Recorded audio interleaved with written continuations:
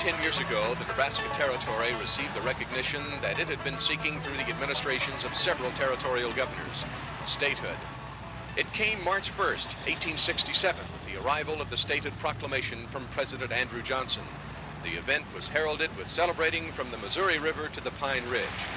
At that same time, the Nebraska State Historical Society was founded with the heritage that the past is essential to the present and the future. On this date, the anniversary of our great state, the Nebraska Trail has stopped to talk with Mr. Marvin Kivett, director of the Nebraska State Historical Society. We want to look at the society and to note its past and continued impact on Nebraska and her people.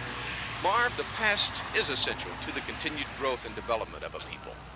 I think that's even more true today. We've seen this all around, whether it be searching for our origins.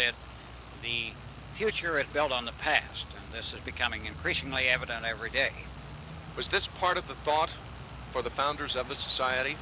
I think the founders, they were individuals who, in a sense, had made history, whether it be the frontier or political history, such people as J. Sterling Morton, Robert Furness, who was not only a governor of Nebraska, he was a military leader. I think they had the keen desire to see if the history be preserved. The society is involved in a lot of activities, not only at its headquarters here at 1500R in Lincoln, but across the state. Could you tell us about some of those? Well, this is true. Here in Lincoln, we operate two houses, the Ferguson House and the Kennard House. In McCook, we have responsibility for the George W. Norris home. We have Chimney Rock near Gering, Nebraska. Our largest operation, of course, is at Fort Robinson, where we are systematically restoring the historic buildings. We have a museum there. At Neely, Nebraska, we have the Neely Mill, one of the important mills of the state. One of the most recent accessions or responsibilities for the society was the John Nyhard Center at Bancroft, where a new building has been constructed.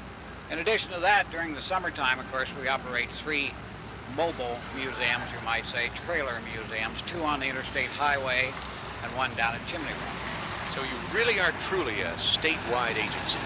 Well, this is true. I neglected to mention that our most recent effort is directed toward the Meriwether Lewis dredge boat, which will be placed down at Brownville as a museum of the Missouri River history.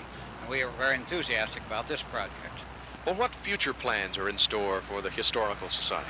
Well, our number one priority now is to provide adequate space to properly preserve the people's history. The 1974 legislature designated a block of ground immediately adjacent to the Capitol as a site for a new historical heritage museum.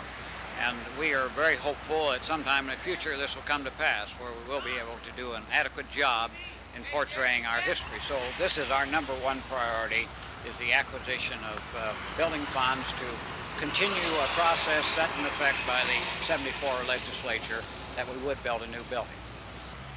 On the front of the Society's headquarters here in Lincoln are inscribed the words, "The spirit of a people lives in its history, and here, open to all, is the history of this people." Discover it, won't you? And join us in wishing a very happy birthday to the state of Nebraska. I'm Don Jacks on the Nebraska Trail with Mr. Marvin Kivett, director of the Nebraska State Historical Society. The Nebraska Trail, presented for a better understanding of Nebraska by the Nebraska Public Power District.